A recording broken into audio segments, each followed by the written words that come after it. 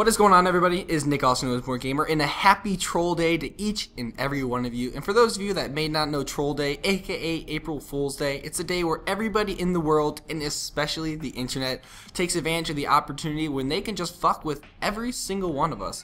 And the main way that I can show that is by YouTube's doing this huge, like, the best video of all time little shenanigans thing that I personally don't find funny, because today when I woke up and my Social Blade account told me that I had 25 million subscribers and 500 billion views, I was a little bit excited, but you could say I was slightly skeptical until I found out that my average daily views were measured on Energizer battery. So I figured that, you know, maybe being April 1st, this was a little bit of a practical joke, but you know, that still remains to be seen. April 2nd, I could be a millionaire, everybody, so let's look forward to that. And if that's so, I'm no longer going to be making YouTube videos. I'm going to buy a little island off of the shore of Cabo, if that's even a possible thing. But you know, I'm going to some kind of paradise, and there's gonna be no more Assassin's Creed videos for any of you. You're gonna have to watch some boring ass bullshit. Like, no, I'm not naming anybody in particular, but let's just say they score a lot of points, and I'm just gonna end it at that. So I decided on today, April Fool's Day, I wouldn't talk about any of the boring pranks I did in the past. For those of you that have been with my channel for a very long time,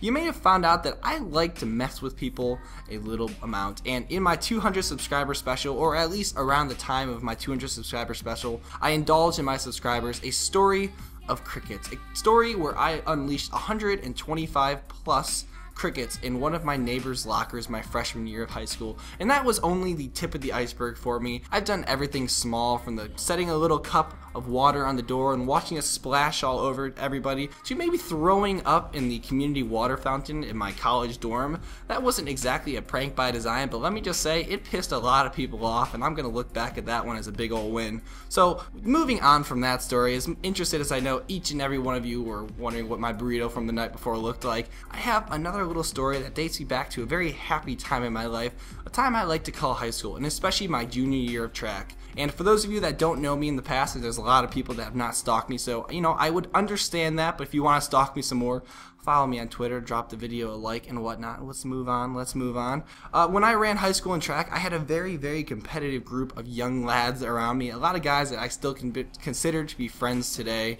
And you know, we were actually a really good group, and we were somehow able to convince a coach from the rival high school of ours to come coach us for that year, even though he did not last to the next year. But that is another story, and this story is leaving stories for all kinds of other stories and open-endedness. But moving on, what I must say is that this April Fool's Day, our coach decided to teach us a new technique for running. And this wasn't a technique that we would implement in the race, but rather one that would help us better ourselves for the races. And if you have ever run sprints, you know that there's various devices that help you increase your stride, make you move faster than you have ever moved before. And I'm not saying that he tied a rope around us and you know, dragged us behind the back of the car, but this thing was about as close to that as you could ever come. So what this device was essentially a large elastic band that was hooked up to the stadium. There was a big like seating area that we needed to somehow pivot ourselves against, and there was one runner about 20 meters in front of the other. That runner would take off with a large elastic band hooked up to him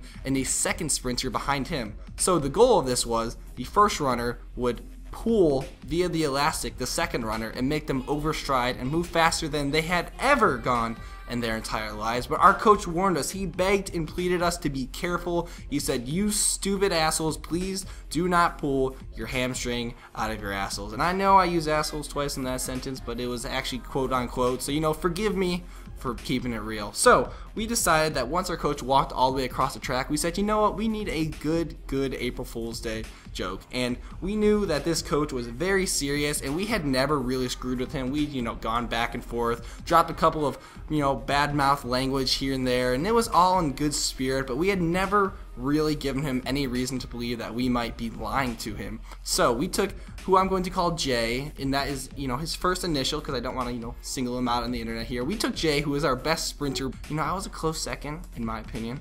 If any of the other guys are watching, I apologize. You guys can just pretend you're second in your heads, but we all know that's not true.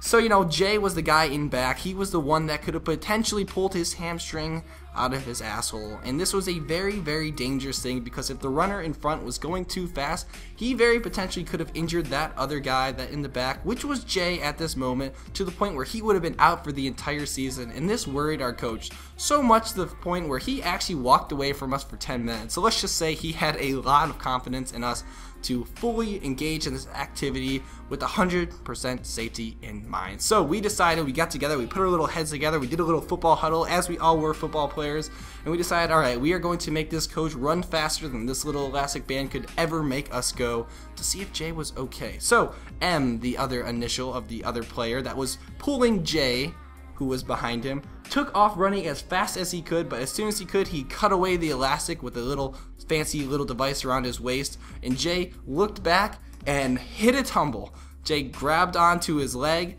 he started rolling in pain, and he started screaming, and all of us at the same time went, "Holy shit, coach, get over here right now, seriously." And this man, I kid you not, 55 years old, ran faster than Usain Bolt himself. I could have sworn that there was no gravity keeping this man to the ground.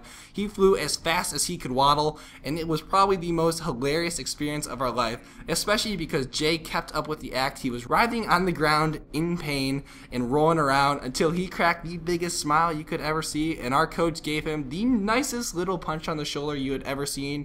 And while some people may have, reported the coach for hitting the other player, some of us just took that to be a kindly remark in a very nice alternative to him saying, "Fuck all you guys, you are about to run some sprints right now." So I hope you guys enjoyed my little April Fool's Day story. I got a couple more in my pocket, but we got years and years of YouTube ahead of us and lots more life experience for me to make up my own stories. And if you guys have any of your own April Fool's stories, I'd love to hear them in the comments down below, or I guess read them, because I can't really hear. Unless you guys have a video response of an April Fool's Day joke, that'd be awesome. I'm going to leave the video response feature open. And like I said, if you guys would like this video, maybe leave a little rating. If it be a dislike because I think I talk way too fast, that's completely possible. But I'm Nick, also known as Bone Gamer. I hope you guys enjoyed. I'll see you next time.